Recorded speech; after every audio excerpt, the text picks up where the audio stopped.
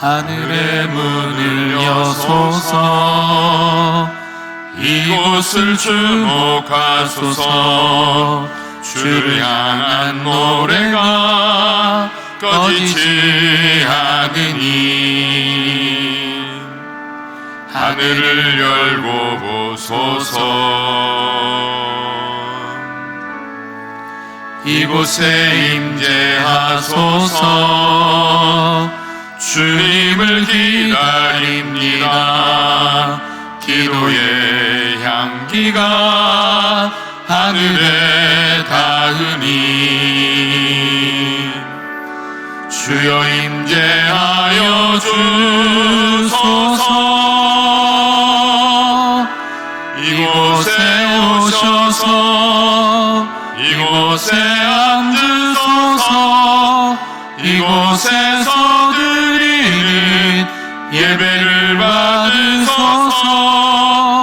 주님의 이름만이 오직 주의 이름만 이곳에 있습니다. 이곳에 오셔서 이곳에 앉으소서. 이곳에서 드리는 예배를 받으소서. 주님의 이름만이 오직 주의 이름만 이곳에 있습니다.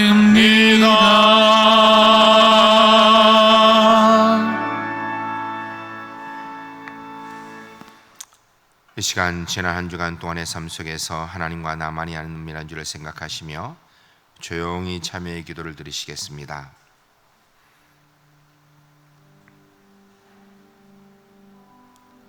주님,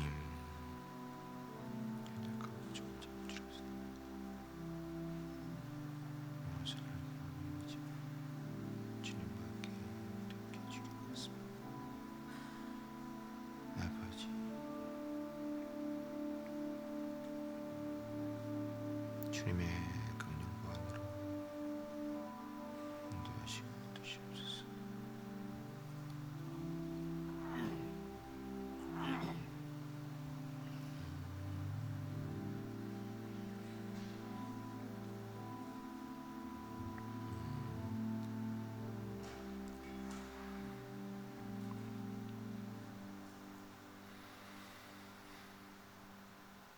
하나님의 말씀입니다.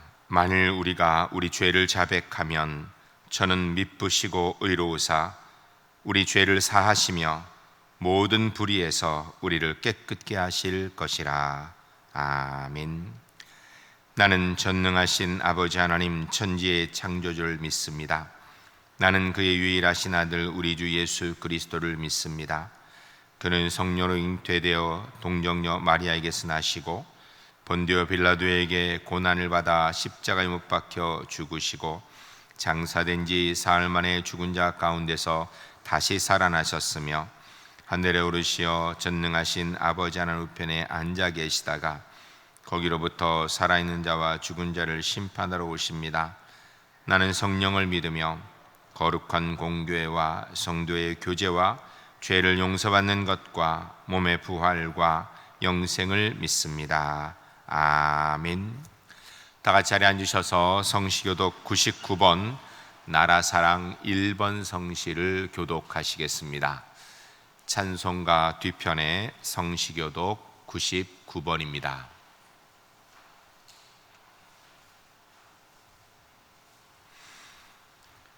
온 땅은 여호와를 두려워하며 세상의 모든 거민들은 그를 경외할지어다.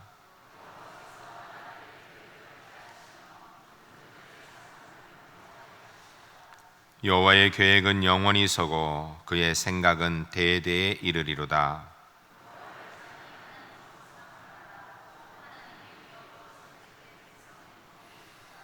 여호와께서 하늘에서 굽어보사 모든 인생을 살피시며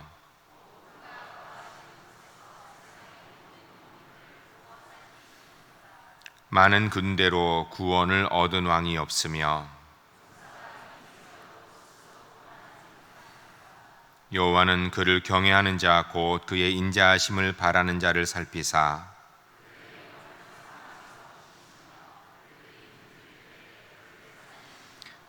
우리 영혼이 여호와를 바라며 그는 우리의 도움과 방패시로다.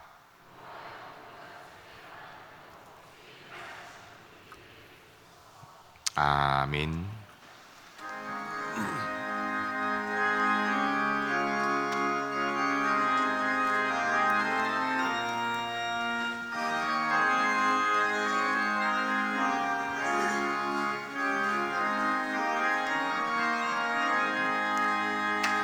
어두운 밤 마음에 잠겨 역사의 어둠 짙었을 때에 계명성 동쪽에 밝아 이 나라 여명이 왔다. 고요한 아침의 나라 빛 속에 새롭다. 이 삶 속에 얽혀 이 땅에 생명탄 놓아간다. 옥토에 뿌리는 깊어 하늘로 줄기가지 솟을 때 가지 희복만을 해요 그 열매만 미리 산다. 고요한 아침의 나라 일꾼을 부른다. 하늘 씨앗이 되어 역사의 생명을 이어가리. 맑은 샘 줄기 용솟아 거칠은 땅에 흘러적실 때 기름진 푸른 벌판이 눈앞에 활짝 트인다. 고요한 아침의 나라 새 하늘 새 땅아 길이 꺼지지 않는 인류의 횃불 되어 타거라. 기도하겠습니다. 모세의 노래 옛날을 기억하라. 역대의 연대를 생각하라. 내 아버지에게 물으라. 그가 내게 설명할 것이요. 내 어른들에게 물으라. 그들이 내게 말하리로다. 신명기 32장 7절 말씀. 역사를 사랑하시고 역사의 주인이 되시는 하나님 아버지, 무더운 날씨와 긴 장마로 인한 피해가 속출한 가운데서도 우리 삶을 이어가게 하시니 감사합니다. 오늘 예배는 이 민족의 8.15 광복을 기념하는 광복기념주일로 드립니다.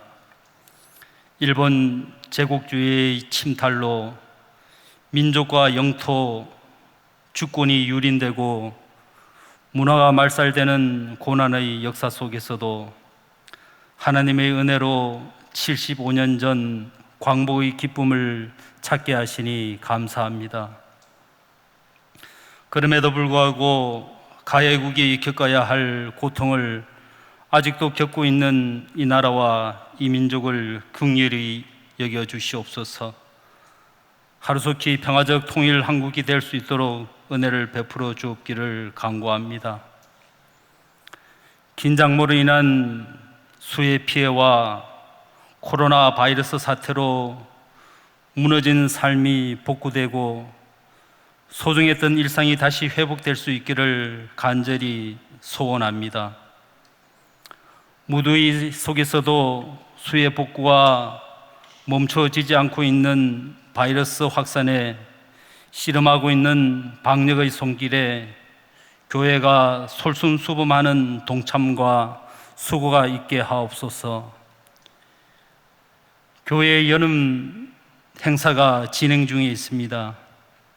섬기는 교육부 목사님과 교역자, 선생님들에게 성령의 은혜와 능력을 부어주셔서 수련회를 통해 하나님의 사랑을 더욱더 알아가게 하옵시고, 대학 진학을 준비하고 있는 수험생들에게도 건강과 지혜의 은혜를 부어 주시옵소서.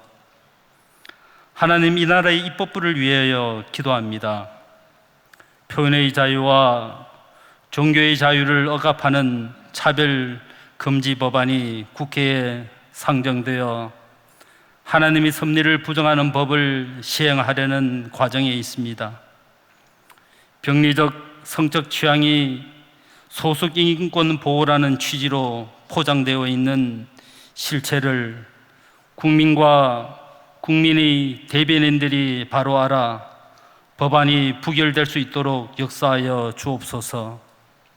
동성애가 아닌 양성의 이성적 성 정체성이 이번 계기로 바로 정립되게 하옵소서. 예방 수칙을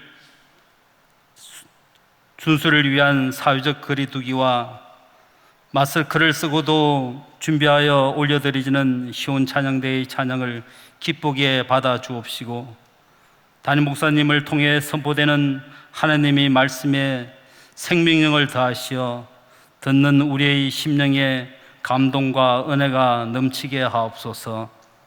이 모든 기도를 우리 구주 되신 예수님의 이름으로 기도합니다. 아멘.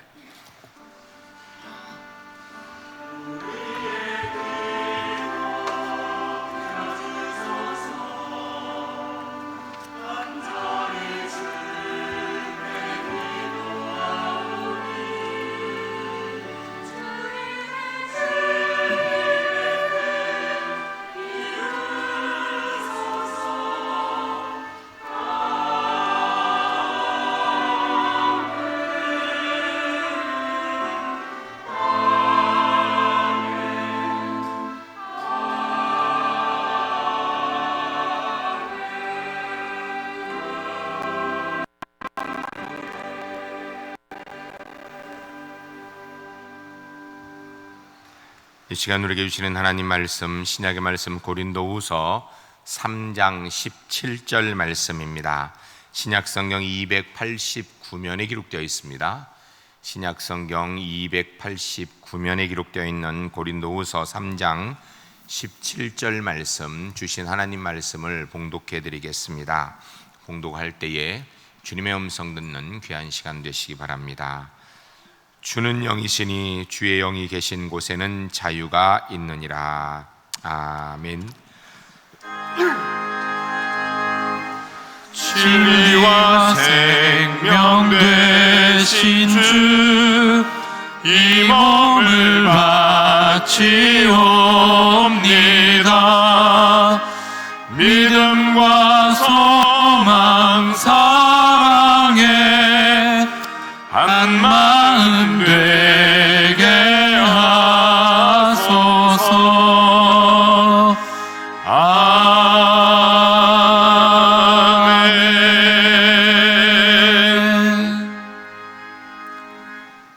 은혜와 생명 되신 거룩하신 아버지 하나님께서 하나님의 귀한 백성들을 부르시니 주의 백성들이 그 부르심에 응답하여 주님 앞에 나오면서 우리 하나님께서 우리의 생명의 주인이시고 주의 은혜로 이 자리까지 왔음을 고백하는 믿음으로 온전한 11주의 물과 삶과 소원을 담은 감사의 물, 주일 헌금, 각종 제목에 맞춰 주 앞에 예물 드렸습니다. 하나님 앞에 드려진 귀한 예물, 단순한 물질이 아니라 성도들의 삶이며 생명이며 주님께만 드리는 정성이오니 우리 하나님 기뻐 받아주시고 예물 드린 손길마다 하늘의 복과 땅의 복으로 채우시어 이 땅이 육신을 가지고 사는 동안에도 사랑하는 성도님들의 가정이 주의 은혜로 천국의 행복을 누리는 은총 베풀어 주시옵소서. 일터마다 하나님의 말씀의 업체로 승리하게 하시며 자손들이 주님의 영광의 주인공으로 서도록 주님 복 내려 주시옵소서.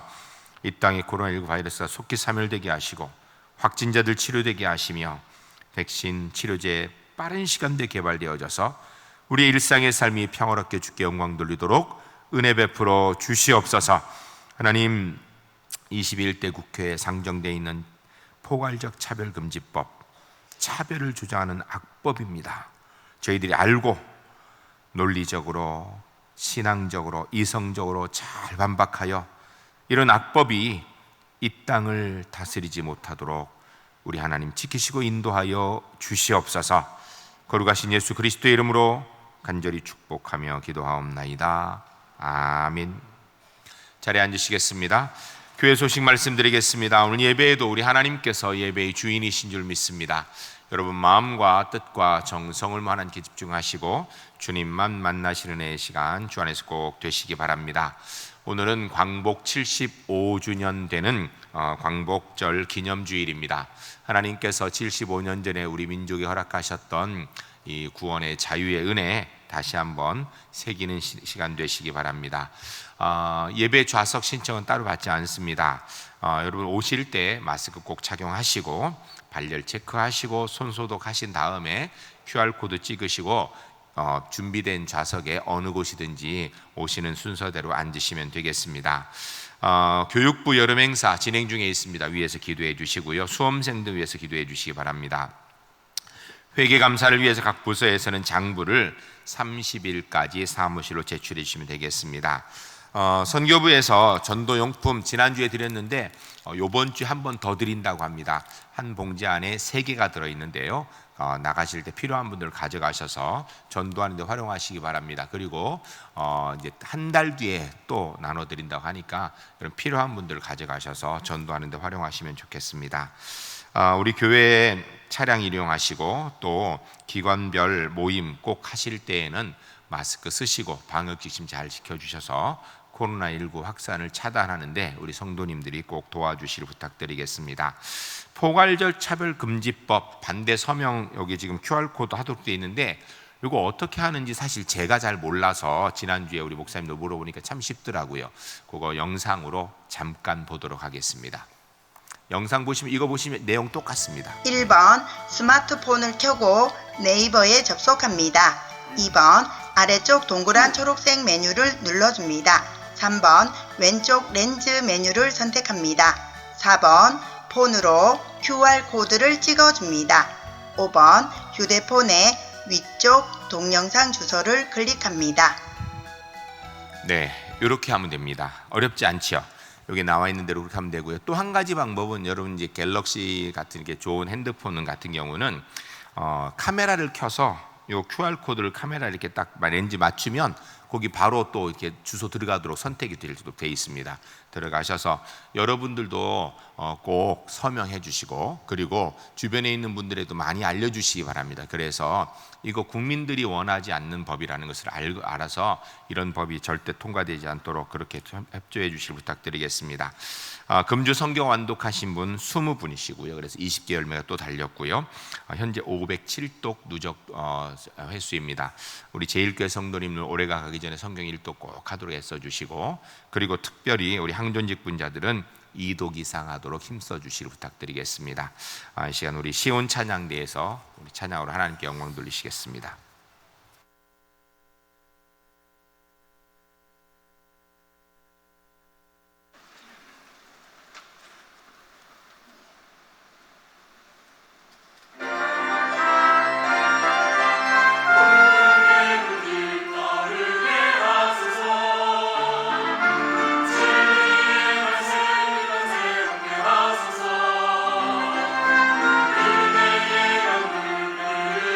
하소서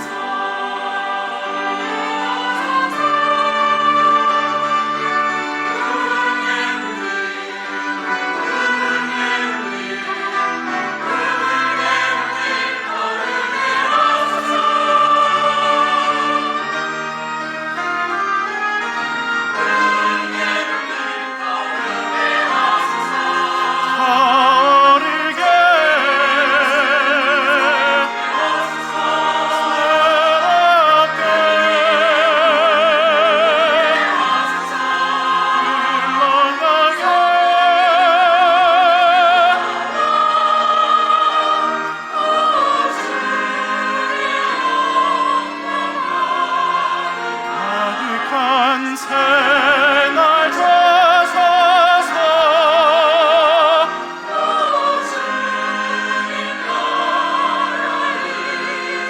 이 땅에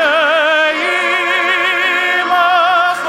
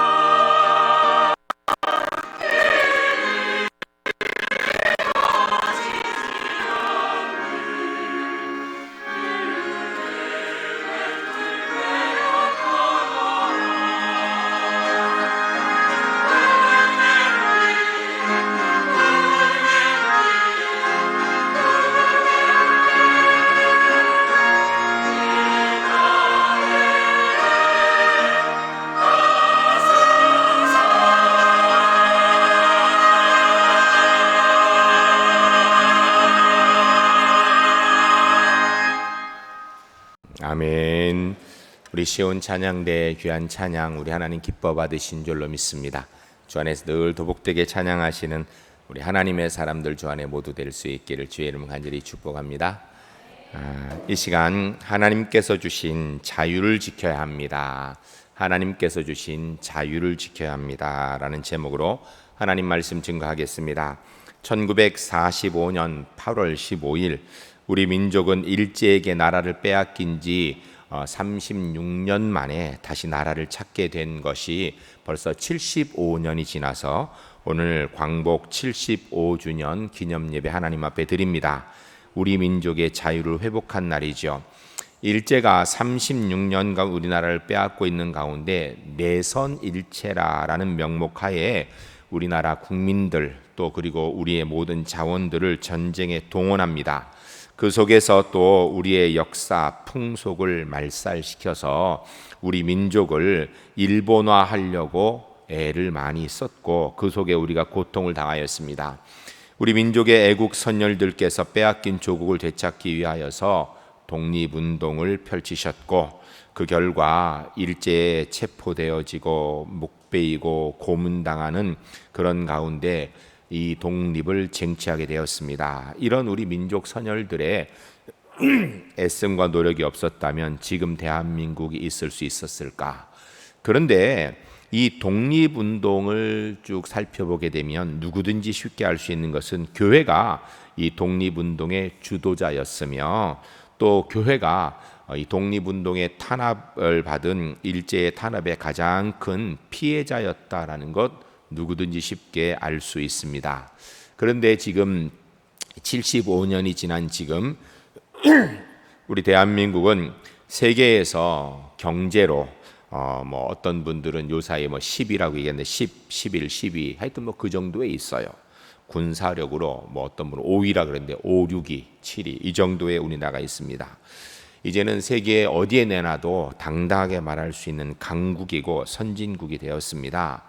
이것 전적인 하나님의 은혜인 줄로 믿습니다. 8.15 해방운동은 민족의 정치적인 의미도 가지고 있지만 이 8.15라는 해방은 동시에 신앙적 중요한 의미를 가지고 있습니다.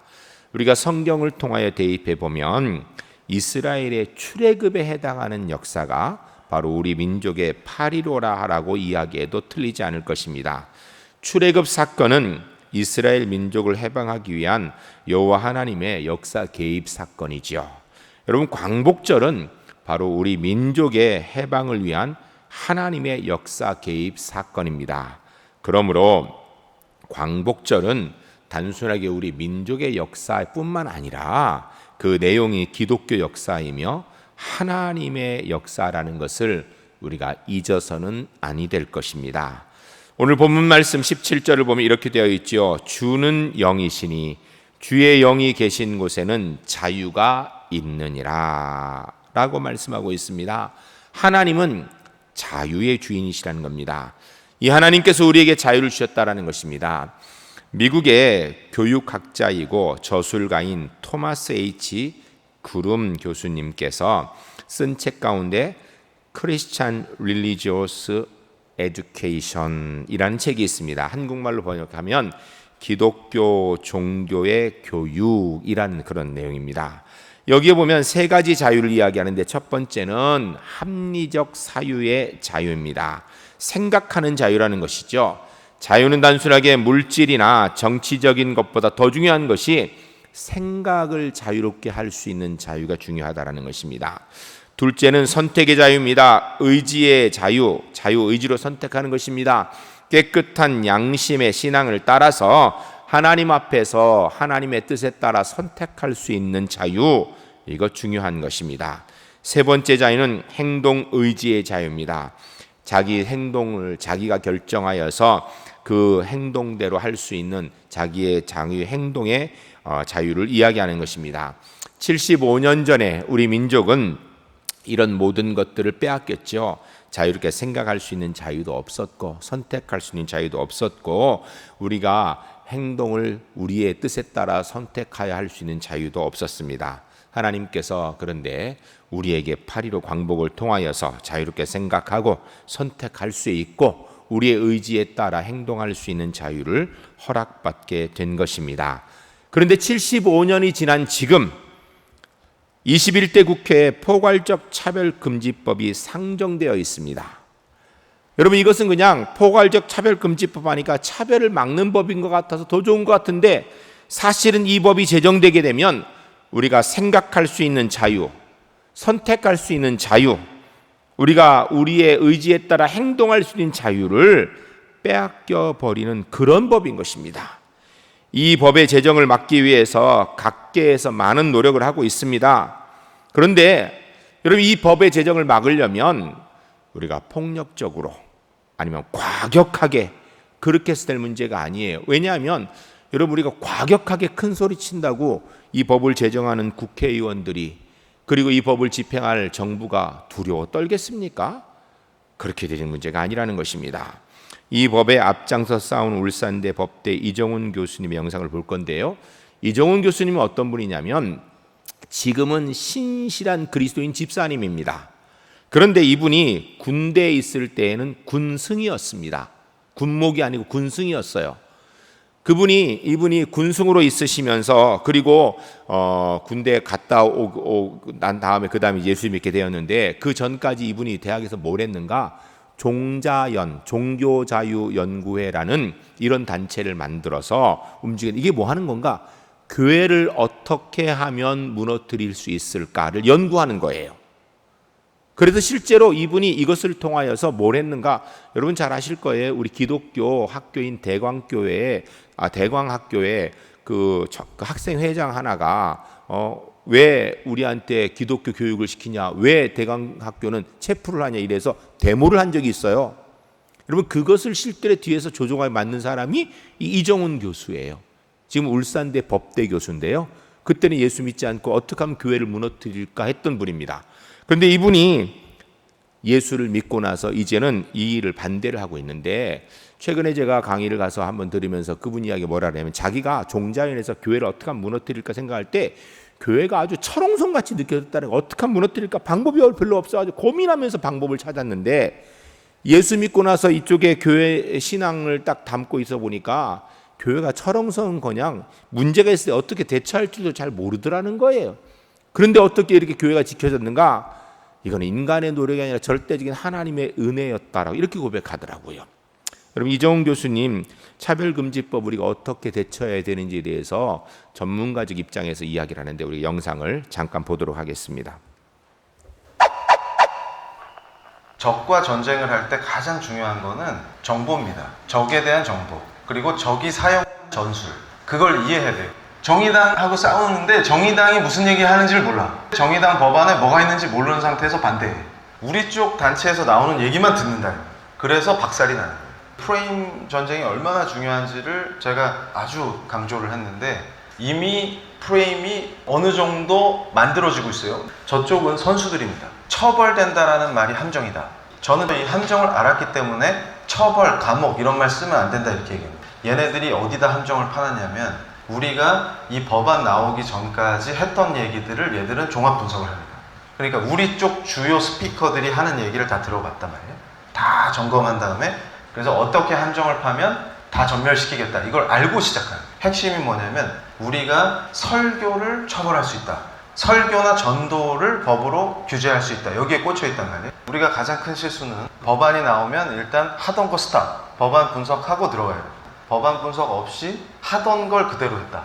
그러니까 법안이 나오고 난 뒤에는 이 법이 통과되면 이라는 표현을 쓰면 그 법이 위반된 게 하나밖에 없기 때문에 공식적으로 그 법안을 얘기하게 되기 때문에 가짜뉴스를 올리는 거예요.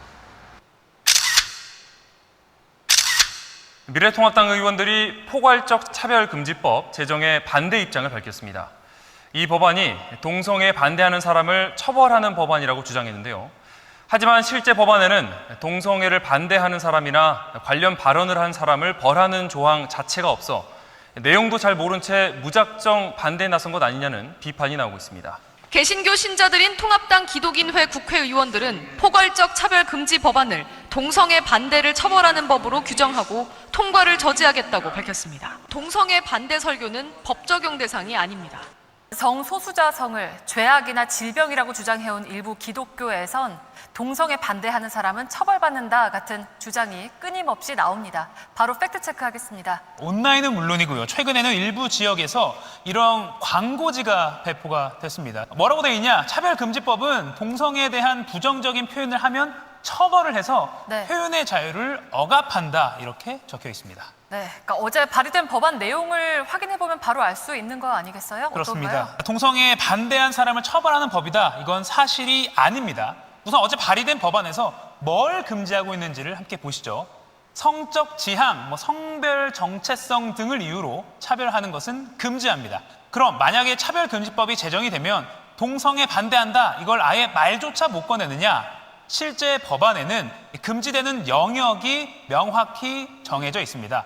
고용, 즉 직장에서 또 물건을 사거나 서비스를 이용할 때, 또 교육이나 직업 훈련을 받는 학교에서 그 밖에 행정 서비스를 받을 때입니다. 이 네 영역에 포함되지 않은 경우, 예를 들어서 교회에서 설교를 하거나 길거리에서 발언하는 행위까지 이 법으로 불법으로 규정되는 것은 아닙니다. 이 내 영역이 아니면 처벌은커녕 금지하지도 않는다는 거잖아요. 차별금지법 하에서 네. 직장이나 학교에서 금지된 차별적인 언행을 하면 처벌을 받습니까? 그것도 아닙니다. 이 법안에 나온 유일한 벌칙 조항 1년 이하의 징역 또는 1천만 원 이하의 벌금에 처한다. 차별 피해자에게 보복성 불이익 조치를 했을 때 적용됩니다. 쉽게 말해서 회사나 학교에서 차별을 당해서 진정을 제기했다고 그 사람에게 불이익을 주면 처벌될 수 있다. 이런 겁니다. 네, 그러니까 정리를 하면 차별금지법이 새로 생긴다고 해도 표현의 자유나 종교의 자유가 사라지는 건 아니다 이런 거죠? 네, 맞습니다. 지금 이거 보시니까 어떠세요? 주요 거대 언론사가 다 달라붙었죠. 만약에 잘 모르는 국민들이 이거를 지속적으로 보면 어떤 일이 벌어질까요? 이대로 세뇌당하는 거예요. 그러면 이대로 프레임이 만들어집니다. 그러니까 이들의 작전이 뭐냐면 우리 쪽이 한 실수 2개 정도를 굵직한 걸 내놔요. 자, 설교를 처벌한다.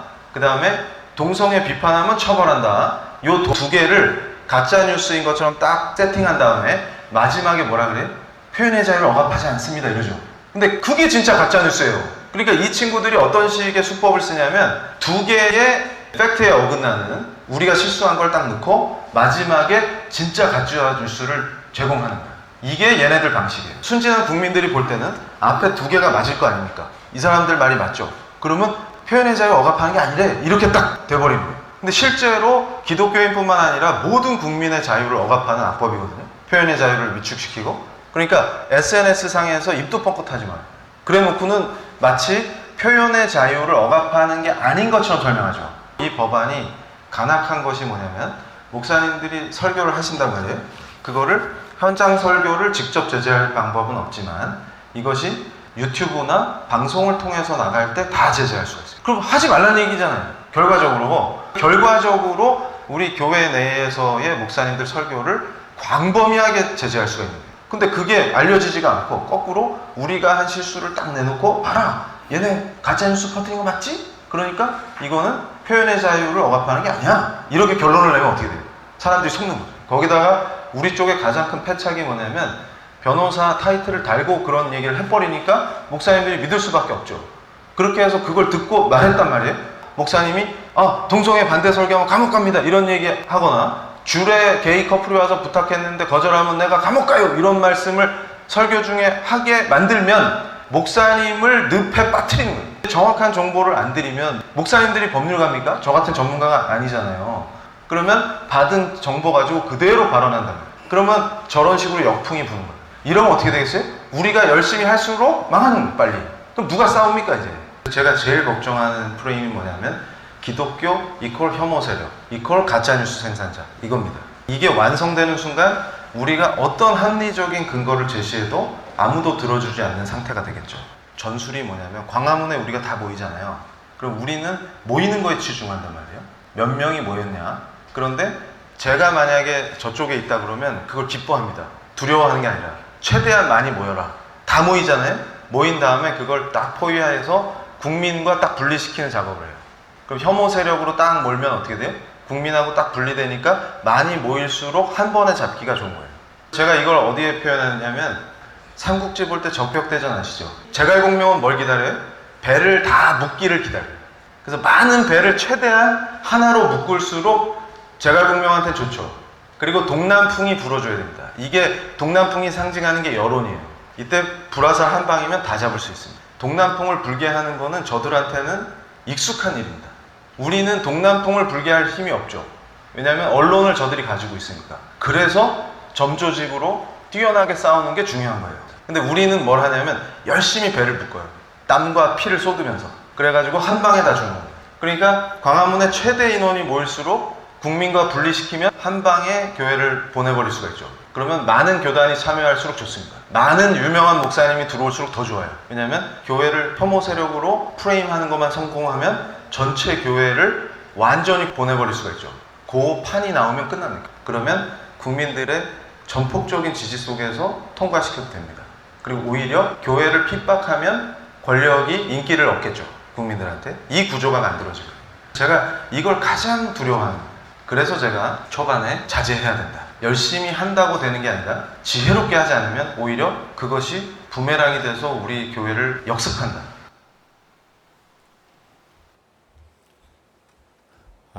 이 지금 차별금지법, 이 법을 갑자기 생긴 게 아니라 이정훈 교수님이 과거에 종자연에 본인이 몸 담았을 때 그때부터 서서히 만들어낸 거라는 거예요. 그러면서 그때 벌써 대광교회 학교 사건도 만들고 그렇게 기독교 사학들을 공격하게 되고 그런 것들이 자꾸 해가지고서 지금 여기까지 온 것인데, 이 지금 이정훈 교수님 얘기하면 이 사람들이 이번에 안 된다고 뭐 그렇게 걱정하지도 안 됩니다. 왜냐하면 또 한답니다. 계속해서 이런 일들을 하게 되는데 우리가 알고 똑바로 대처를 해야 됩니다. 이게 우리 영적 전쟁이에요. 그래서 우리가 차별금지법이 뭔지를 정확히 먼저 알아야 되는데, 차별금지법의 위헌성 문제를 먼저 이야기하면, 여러분 첫 번째로 대학의 자율성을 차별금지법은 침해를 합니다.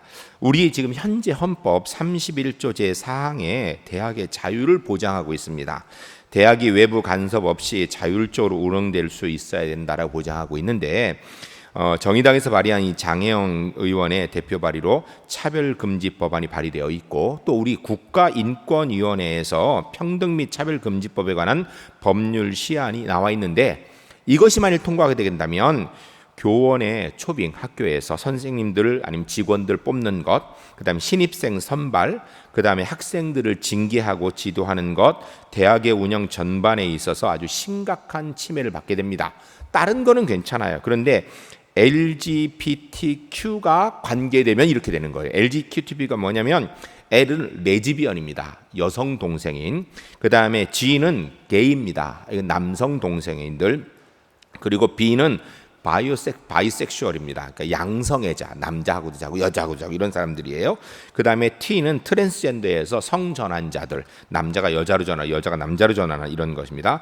그리고 Q는 큐어해서 성소수자, 이런 모든 것들을 다 포함하는 이런 것과 관계될 경우에 교원 임용 문제, 그리고 학생 신입생 선발 이런 문제, 모든 이런 상황에서 어떤 문제가 생기냐면, 만일에 동성애자라는 것으로 인하여서 자기가 탈락됐다라고 생각이 되어져서 고소를 하면, 그럼 학교에서 그걸 자기가 그렇지 않았다는 걸 증명을 해보여야 되는 거예요. 그러니까 동성애가 아닌 사람은 탈락되는 하는데, 동성애인 사람이 내가 게이라서, 내가 레즈비언이라서, 내가 트랜스젠더라서 학교에서 나를 교직원에서 탈락시켰다. 학생 내가 면접을 봤는데 그 면접에서 내가 동성애자라는 것이 알려져 탈락됐다. 이렇게 하면요, 그러면 학교에서 그 사람을 다시 붙여줘야 되는 거예요. 안 그러면 국가인권위에서 고소를 돕는 게 되는 겁니다. 이게 단순히 일반 대학만 문제가 아니라 기독교 대학도 마찬가지예요. 기독교 대학에서도 여러분 신학교 마찬가지입니다. 신학교에서 신학교 교수님을 뽑고 신학교에 직원을 뽑고 학생을 뽑는데 동성애자라는 것을 알았기 때문에 이 사람을 탈락시켰다. 그러면요, 이 사람이 고소를 합니다. 고소를 하면 붙여줘야 돼요. 안 붙여지면 계속 벌금을 물게 돼 있는 거예요. 여러분, 이 LGBTQ 동성애자들이죠. 여기에 관련해서는요, 비판을 할 수 없도록 원천 차단하는 법이 바로 이 차별금지법입니다. 이거 헌법에 위반되는 것이죠. 신학교에서는 성경에 기초로 하여서 가르쳐야 되지요. 그리고 그것이 결국은 교회에 영향이 있는 건데, 성경에 있는 것을 제대로 가르치지 못하는 신학교가 되어지고, 그렇게 되면은 뭐 얘기할 것 없이 이것이 당장에 교회에 심각한 문제가 되는 것입니다. 그럼 이게 대학만 문제인가? 아닙니다. 제가 지금 얘기 드리는 것은 실제로 경남 지역에서 학교에서 있었던 일입니다. 초등학교 2, 3학년쯤 되는 아이를 둔 부모인데, 애가 책을 보는데 보니까 내용이 뭐냐면, 남자아이가 여자 옷인 치마를 입고 학교를 가서 여자 탈의실에 가서 옷을 갈아입도록 친구들이 도와주는 그런 내용이에요. 그런 책을 학교에서 공교육에서 그걸 가르치는 거예요. 그러니까 이 애가 자기도 치마 입고 하겠다고 얘기를 하는 거예요. 그러니까 이 부모가 이게 참 큰일 났다. 그런데 문제는 학교 정규교육에서 이것을 가르치고 있는 거니까, 그래서 항의를 해가서 멈추게 했습니다. 그런데 차별금지법이 통과가 되면 부모가 아무리 그런 걸 항의를 해도 그 학교에서 우리는 법에 따라서 정상적으로 하는 것이라고 해서 전혀 그것을 막을 수 있는 방법이 없습니다. 학교에서 성 정체성에 대해서 차별적인 내용을 가르치는 것을 금지하였다, 이렇게 해가지고 아무리 부모가 항의를 해도 그냥 아이에게 남자는 여자처럼 해도 되고 여자는 남자처럼 해도 된다, 이것을 그냥 가르치는 것을 막을 수 있는 방법이 없어지는 거예요. 여러분, 그리고 표현, 학문, 사상, 양심, 종교의 자유를 침해 안 한다고 하는데 굉장한 침해입니다. 국가인권위원회에서 지금 나와 있는 평등법 시안에 설명 자료를 보게 되면 설교나 전도 자체를 평등법으로 제하지 않는다라고 얘기하고 있습니다. 말은 그렇게 되어 있어요. 그런데 인권위안 조안의 제2조 7항에 보면 혐오적 표현을 했다라고 주장을 하게 되면, 그래서 그거로 인하여 괴롭힘을 당했다라고 동성애자들이 주장을 하면, 그러면 소송을 할 수 있게 됩니다. 그래서 만약 설교, 전도 내용이 동성애자가 듣고 저거는 혐오적 표현으로 내게 혐오감을 주었다라고 느껴서 소송을 하게 되면, 그러면은 차별을 시정해야 돼. 그러니까 그런 것을 했다라는 게 잘못됐다는 것을 공포해야 되고, 그리고 이행 강제와 징벌적 손해배상, 그걸 행하지 않으면 손해배상을 해야 되는 것입니다. 성경에서 동성애가 죄다라고 얘기하고 있습니다. 그래서 동성애가 죄입니다라고 설교를 했는데, 그것이 혐오적 표현이라고 그 들은 사람이 나는 혐오를 당했다 이렇게 주장을 하면, 그러면은 소송이 붙게 되는 거예요. 만일에 그런 소송이 있어서 교회가 이겼다고 쳐도 그 다음부터 목사님들이 성경에 있는 내용들을 똑바로 설교를 할 수 있겠어요? 위축돼 가지고 이런 문제가 있는데, 문제는 이 법이 통과가 되면 집니다. 실제로 캐나다의 거리 설교자가 LGBTQ 동성애자들이 사는 거리에서 설교를 했습니다. 그 이후로 체포되었습니다, 경찰에. 동성애와 관련된 심각한 질병들이 있죠. 여러분, 게이들이 보통 평생 몇 명의 상대와 만나서 섹스를 하는가 조사를 했습니다. 그런데 100명은요 수두룩하고 심지어는 1000명 이상의 상대와 만나서 섹스를 한답니다, 동성애자들이. 그러면은 그로 인하여서 생기는 질병이 에이즈라는 것을 우리가 다 알고 있습니다. 그런데 문제는 그로 인한 질병 에이즈가 생긴다라는 것을 학술적으로 설명하는 것을 동성애자 듣고 이거 혐오 표현이다 이렇게 하면요, 그것을 얘기하지 못하는 거예요. 동성애자에 대한 부정적인 표현, 비판을 원천적으로 봉쇄하는 것이 이 포괄적 차별금지법입니다. 이게 차별 조장하는 법이지요. 이 법은 심각한 문제가 입증 책임이 전환되어서 방어권을 상실하게 합니다. 이게 무슨 얘기냐면요, 법률가가 아닌 일반 국민들이 인권위원회를 통해서 당신이 차별했습니다 라고 얘기하면 차별하지 않았다라는 것을 고소당한 사람이 입증을 해야 되는 거예요. 예를 들어서 제가 설교를 했는데 그거를 통하여서 누가 자기가 혐오를 느꼈다, 차별을 받았다 이렇게 고소를 하면 그렇지 않다라는 것을 제가 증명을 해야 되는 거예요. 제가 증명을 해야 되는 것입니다. 이거 심각한 문제입니다. 이게 단순하게 교회만 문제인가? 아닙니다. 어떤 분이 회사를 차려서 회사가 잘 되어서 직원을 이제 2명을 더 늘리기로 했어요.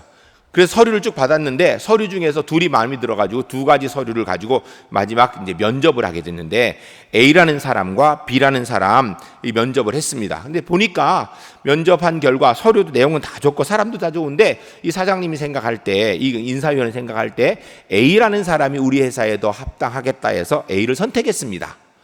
그러면은 B는 떨어지면 끝나는 거죠. 그죠? 일반적으로 A는 그냥 다닌 거예요. 그런데 문제는 B라는 사람이 자기가 동성애자이기 때문에 이 면접에서 떨어졌습니다라고 고소를 할 수 있는 거예요. 그러면은 무슨 문제가 있냐면은 이 B라는 사람이 동성애자인 줄도 몰랐던 사장님이 인사위원회에서 이 B라는 사람이 동성애자라는 것 때문에 떨어뜨리지 않았다라는 것을 증명을 해야 되는 거예요. 그전에는 내가 차별받았을 때 증명해야 되는데 이 법이 통과가 되면 이제는 고소당한 사람이 우리 회사에서는 이 사람 차별하지 않았습니다라는 것을 증명해야 되는데 여러분 이게 얼마나 어렵습니까? 상대방은 인권위원회에 이 도움을 받아가지고 소송을 하고 있는데 일반인들이 어떻게 이거를 우리가 차별하지 않았다는 걸 증명하기가 쉽습니까? 새로 이게 통과되는 차별금지법이 만약 통과가 되게 되면은 소송당한 회사에서 차별하지 않았다라는 것을 증명해야 되니 얼마나 힘들고 어려운 일이 생기는 것입니까? 교회에 대한 LGBTQ 고용 강요 그리고 또 정보 공개 의무, 이건 교회뿐 아니라 모든 회사, 모든 단체 마찬가지인데요. 특별히 교회가 더 심각하겠죠. 기독교 재단, 기독교 병원, 기독교 학교, 그리고 교회 직원들, 우리 교회 부목사님, 교육전도사님, 그리고 또 우리 교회 직원들 이렇게 뽑을 때에 우리가 동성애자가 만일에 우리 교회 직원으로 지원을 했다. 동성애자가 우리 교회 부목사님이 지원했으면 여러분 뽑아야 됩니까? 떨어뜨려야 됩니까? 그 사람을. 어떻게 생각하세요? 뽑아야 돼요? 떨어뜨려야 돼요? 여기 혹시 동성애자도 일만 잘하면 좋으니까 뽑기를 원하십니까? 대답을 안 하는데 뽑기를 원하는가 보죠? 아니죠? 그럼 떨어뜨려야 되죠, 당연히. 우리 교회는 동성애자 우리 목사님으로 못 뽑습니다. 그런데 문제는 그렇게 떨어진 사람이 내가 동성애자라는 것 때문에 떨어졌습니다라고 고소를 하면 그러면 그 사람을 다시 채용을 시켜야 돼요. 다시 채용을 시키지 않으면 벌금을 물게 되어 있는 것입니다. 여러분, 이거 아주 심각한 문제입니다.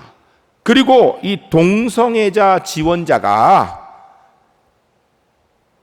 어떤 규정을 가지고 이걸 뽑는지, 누가 이 뽑는 면접에서 결정을 했는지 이거를 요구를 할 수가 있습니다. 이 법이 통과가 되면.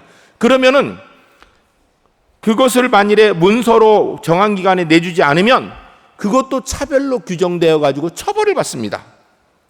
성경적 가치를 고수하려고 하는 교회, 학교, 기관들 뿐만 아니라 성경과 관계없는 일반 회사들도 이 문제에서 다 자유로울 수가 없게 되는 것입니다. 거기에서 특별히 징벌적 손해배상과 인권 문제가 이렇게 관계되는데, 여러분 징벌적 손해배상 못 들어보셨을 거예요. 왜냐하면 우리나라 법에는 아직 이게 없습니다. 그런데 이 법이 지금 이 차별금지법이 통과가 되면 징벌적 손해배상이라는 것이 민사상으로 그 책임을 묻도록 되어 있습니다. 이게 뭐냐면요, 쉽게 얘기하면 누가 고소를 했어요.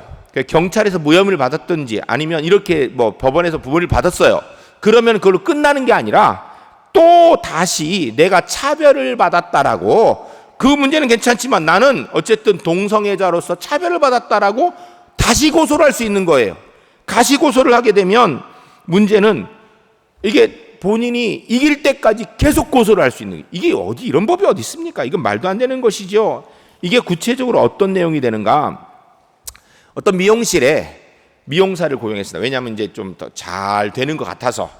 그래서 미용사를 하나 고용했습니다. 그런데 이 미용사가 이거 머리도 잘 깎고 그리고 또 이게 사람들에게 친절해서 그런지 더 장사가 잘 되는 거예요. 손님이 더 많이 늘었어요. 그래서 미용사 참 잘 고용했구나 그랬는데 우연한 기회에 알게 됐는데 이 사람이 보니까 게이예요. 이게 그냥 게이라는 거 알려줘도 사람들이 계속 와서 머리를 깎으면 괜찮은데 게이한테 가서 머리 깎는다라는 게 아무래도 좀 찜찜해서 그랬는지 손님이 하나 둘 떨어지더니 그 미용사가 오기 전보다도 훨씬 더 손님이 적어진 거예요. 그러니까 이 사장님이 이 미용사에게 월급 주고는 자기 혼자 뭐 살 수도 없는 거예요. 그래서 이 미용사를 더 이상 왜? 손님이 없으니까. 그래서 잘랐어요. 당신 더 이상 우리 일 못하겠습니다. 왜냐하면 너무 손님이 없어서 잘랐습니다. 자르는데 문제는 이 사람이 게이니까 내가 동성애자 게이라는 것 때문에 나를 잘랐습니다라고 인권위에 제소를 하면, 그럼 인권위에서는 어떻게 하는가? 그 사장님한테 이 게이를 복직시키라고 명령이 내려오고, 그리고 직원 고용 규칙, 이런 일이 재발하지 않도록 직원 고용 규칙, 게이라고 절대 자르지 않겠습니다라는 그런 규칙을 만들라고 합니다. 그냥 이렇게만 오는 것이 아니라 뭐가 같이 오냐면 다음 달까지 이 명령을 시행하지 않으면 2천만 원의 강제 이행금 물어야 합니다라고 고지서가 같이 나오는 거예요. 벌금 고지서가. 그럼 2천만 원의 벌금 고지서 날라왔는데 문제는 다음 달까지 시정 안 하면 2천만 원 벌금 내는 것뿐 아니라 그 다음 달에 2천만 원 고지서 또 날라오는 거예요. 언제까지? 시정할 때까지. 그럼 이 사장님은 장사가 안 돼서 이 사람을 잘랐는데 그냥 있으면 계속 매달 2천만 원 고지서가 날라오니 안 낼 수도 없고, 법에서 오니까 안 낼 수 없잖아요. 그렇다고 그 친구를 복직시키면 게이라고 소문나서 사람들이 안 오는데 이거는 이러지도 못하고 저러지도 못하고 이렇게 되는 상황이 되는 겁니다. 여러분, 이것이 바로 징벌적 손해배상이라는 문제가, 이런 문제가 되는 거예요. 여러분, 징벌적 손해배상이라는 것은 우리나라에는 아직 없는 법입니다. 그런데 이게 지금 차별금지법이 도용되면은 거기 함께 따라오게 되는데, 그러면 국가인권위원회는요 사법기관이 아닙니다. 그런데 사법기관처럼 사법권을 가지고 벌금도 물리고 소송을 대리하는 그런 일을 하게 되는 것입니다. 이것은 단순하게 교회 문제가 아니라 우리 국민 전체의 자유를 억압하는 거예요. 마음 놓고 가게도 못해요. 여러분, 지금 가게 하시는 분들, 알바생들 잘랐다가는요 그 친구가 자기가 게이 아니래도, 자기가 레즈비언 아니래도 내가 동성애자 때문에 동성애라고 이렇게 했습니다라고 얘기하면 인권위에 제소를 하면요 벌금 물어야 돼. 계속해서. 아니면 다시 데리고 오든지. 그럼 다시 데리고 오면 원래 있던 사람은 어떻게 해요? 상황이 안 되는 건 어떻게 해요? 이게 해결할 방법이 없는 것입니다. 정의당의 장혜영 의원이 대표 발의한 차별금지법, 설교와 전도를 금지하는 건가? 여러분, 정의당 안에 보게 되면 55조 제56조에 보면 피해자 차별 구제 시도 등에 대해서 불이익을 당했을 때 이렇게 돼 있어요. 이게 뭐냐면 내가 피해를 당했다라는 것을 구체적으로 내가 봐서 그걸로 인하여서 이렇게 고소를 할 수 있는 상황들이 발생되는 것에서만 처벌할 수 있다. 이렇게 돼 있는 거예요. 그런데 여러분, 교회 안에서 구체적으로 동성애에 대해 부정적인 설교를 하거나 뭐 이런다고 바로 처벌되지는 않는다라는 거예요. 정의당 안은 그렇지 않다라는 거예요, 실제로. 그런데 문제는 그런 내용이, 여러분 지금 제 이 설교도요 유튜브로 나가고 방송사마다 지금 우리 다 나가거든요. 기독교 방송, 극도 방송, 이게 다 나갑니다. 다 나가는데 이렇게 방송에 나가고 유튜브로 나가고 SNS로 나가게 되면 그러면 성별 차별을 했다고 처벌을 받습니다. 그러면은 결과적으로 여러분, 제가 성경에 있는 대로 자유롭게 설교를 할 수 있는가? 못하는 거죠. 할 수 없게 되는 겁니다. 종교의 자유, 표현의 자유를 위한 방어권이 전혀 없습니다. 여러분, 미국은 차별금지법이 통과된 주가 많이 있어요. 54개 주 가운데 26개 주의 차별금지법이 통과되었습니다.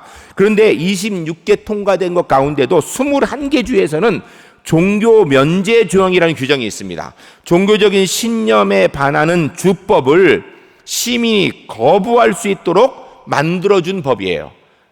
그러니까 신앙에 의해서 내가 이거 아니다라고 이야기할 수 있는 게 이게 돼 있습니다. 그런데 문제는 영국과 미국의 차별금지법에서 예외적인 조항으로 보장되어 있는 종교 신념에 근거한 표현적 자유, 종교적 자유에 대한 방어권이 이 정의당 안이나 인권위 안에는 없습니다. 여기 통과가 되면 무조건 이 뜻대로 해야 되는 거예요. 그리고 국가인권위에서 제시한 평등법, 혐오 표현법 뭐 이런 것들은 설교와 전도에 대해서 그 자리에서 직접적으로 바로 제재를 할 수 있는 게 돼 있어요. 정의당은 아니지만. 이런 문제가 보통 심각한 문제가 아니에요. 정의당의 차별금지법안은 사회적으로 논란이 되고 있어서 영국과 미국의 차별금지법보다 더 표현의 자유를 억압시키는 겁니다. 그런데 이게 단순하게 그럼 기독교만 문제냐? 아니에요.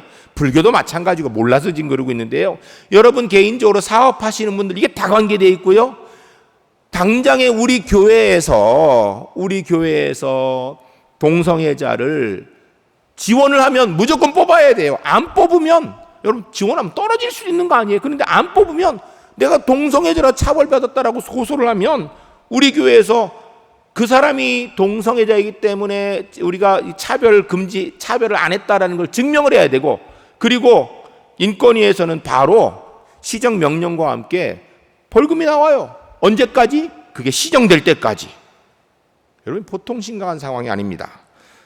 여러분 그런데 아까 이정훈 교수님이 얘기한 것처럼 이 차별금지법 이거 우리가 지금 막아내야 되는데요. 과격한 말, 폭력적인 행위 이걸로는 되지 않습니다. 여러분 국회나 정부가 큰 소리 친다고 기가 죽어가지고 그 법을 이렇게 폐기하겠습니까? 아니거든요. 오히려 잘못하면 교회가 혐오 세력으로 몰리게 돼서 국민들 전체에게 교회는 혐오 세력이다 이런 잘못된 생각을 주는 것입니다. 교회는 정확하게 상황을 파악하고 논리적, 이성적 믿음으로 대응해야 됩니다. 한 가지 우리가 범하지 말아야 되는 실수가 여러분이 차별금지법을 막는다고 그 미명하에 반정부 투쟁을 하면 안 돼요. 그건 다른 문제예요. 여러분 정부에 대해서 친정부인 사람도 있고 반정부인 사람도 있을 거예요, 이 자리에요. 그런데 이 차별금지법은 이거는 국회에서 통과되지 않아야 되고요. 정부에서 이것에 대해서 거부를 해야 됩니다. 그러기 위해서는 국회나 정부가 교회의 편이 돼야 돼요. 그런데 막 욕하고 이러면은 그거 되겠습니까?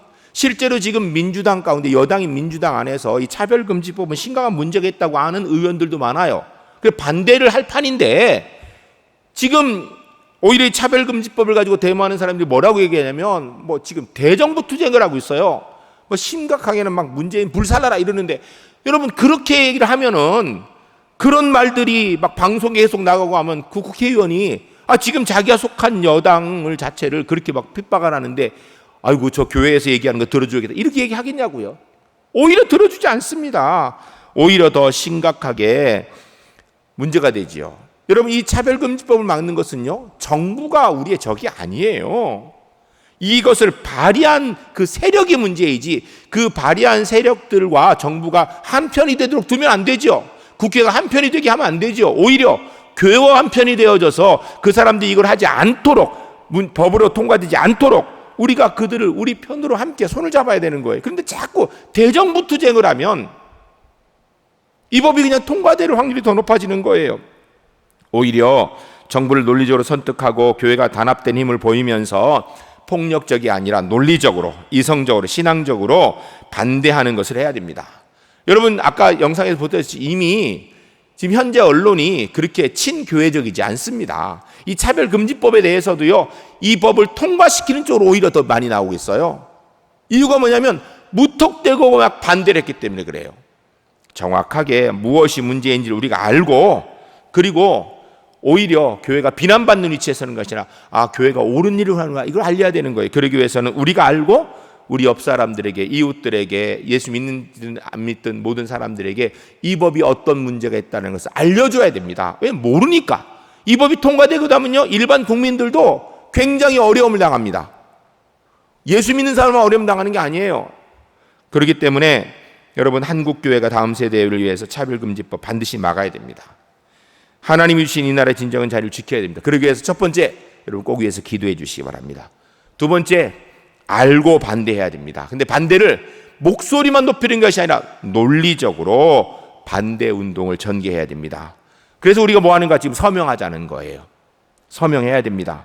그리고 지역구 의원들에게 이건 옳지 않은 것이라고 얘기를 해줘야 돼요. 가서 막 큰 소리로, 여러분 의원을 겁박하면 의원이 따를 거 아니죠. 설명을 해야죠. 이건 문제가 있고 실제로 이렇게 많은 우리 의원 지역구 사람들이 이거 반대합니다. 설명을 해줘야죠.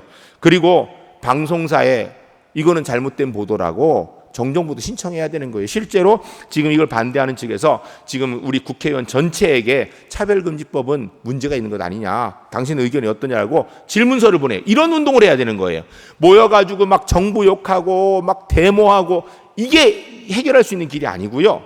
우리가 지금 교회 나머지 전체 이렇게 다 적으로 몰아서는 해결이 안 되는 겁니다. 이거는 그렇게 해서도 안 되고요. 오히려 국민들이 교회가 옳은 일을 하는구나, 저 따라야 되겠구나, 국회의원들이 정부가 교회 이야기가 옳구나, 그대로 해야 되겠구나 라고 생각할 수 있도록 만들어야 됩니다. 그러기 위해서는 절대 과격한 표현 쓰면 안 됩니다. 절대로 폭력적인 거 하면 안 됩니다. 우리가 신앙인답게 논리적으로 이성적으로 기도하면서 우리가 해야 될 일 합니다. 지금 현재 우리가 해야 될 가장 중요한 게 뭔가? 서명하는 일입니다. 그리고 우리 주변에 있는 사람들에게 알려주는 거, 이게 왜 문제인지 몰라요. 여러분 아셨습니까? 몰랐잖아요. 이런 문제가 있는 거 알았어요? 앞으로 여러분 사업하실 때, 가게 하실 때, 아니면 일반적으로 있을 때 우리 교회의 당연 문제 이런 거 몰랐잖아요. 이제 알았으니까 주변 사람에게 설명해 줘야 됩니다. 그리고 의원들을 이야기 될 수 있는 사람들이 있으면 이거 옳지 않은 것이라고 강력하게 주장해 줘야 됩니다. 그러나 절대로 욕하면 안 됩니다. 여러분, 이거 반정부 투쟁으로 하면 절대 답이 없습니다. 하나님께서 우리에게 허락하신 자유, 75년이 지난 지금 우리가 지켜야 됩니다. 이거 못 지키면요, 대한민국이란 나라 허울 안에서 정말 우리가 말씀대로 신앙생활하고 자유롭게 삶을 살아가는 것에 상당히 심각한 억압을 받습니다. 이거 꼭 막아낼 수 있도록 여러분 기도해 주시고 협력해 주시기를 주의 이름으로 간절히 부탁드립니다. 이 시간 함께 기도하겠습니다. 기도할 때 주님, 이런 악법이 절대로 이 대한민국의 법이 되지 않게 하여 주시옵소서. 하나님께서 75년 전에 이 땅에 주신 진정한 자유 꼭 지켜내게 하여 주시옵소서. 함께 기도하겠습니다. 거룩하신 아버지 하나님, 하나님의 귀한 백성들에게 주신 말씀대로 아버지 하나님, 75년 전에 우리에게 주신 자유, 하나님 75년이 지난 2020년 이 자리에서 우리가 분명히 지켜낼 수 있는 지혜와 은혜 주시고, 하나님 아버지, 이것 아버지 하나님, 우리가 엉뚱하게 하나님 우리가 과격한 표현, 폭력적인 방법 사용하여서 국민들과 하나님 격리되어져서 오히려 여론이 교회를 혐오 세력으로 만드는 데 사용되지 않게 하시고, 그래서 이 법이 통과될까 두렵습니다. 주님, 국민들을 설득하게 하시고 국회의원들 설득하게 하시고 정부를 설득하게 하시며 여론을 하나님 교회가 원하는 것이 옳은 것이라는 것을 알려주는 설득하는 작업들을 하게 하셔서 이 법을 꼭 막아낼 수 있도록 주님 인도하여 주시옵소서. 거룩하신 아버지 하나님, 감사드립니다. 75년 전 일제로부터 해방의 광복의 자유를 주신 분이 하나님이신 줄로 믿습니다. 주님, 75년이 지난 오늘 2020년도 국회에 포괄적 차별금지법이 상정되어 있는데, 이것은 우리가 하나님 앞에서 신앙의 자유와 신앙 외의 삶의 자유까지 제약하는 악법입니다. 하나님, 이 법이 절대 통과되지 않도록 주님 지켜 주시옵소서.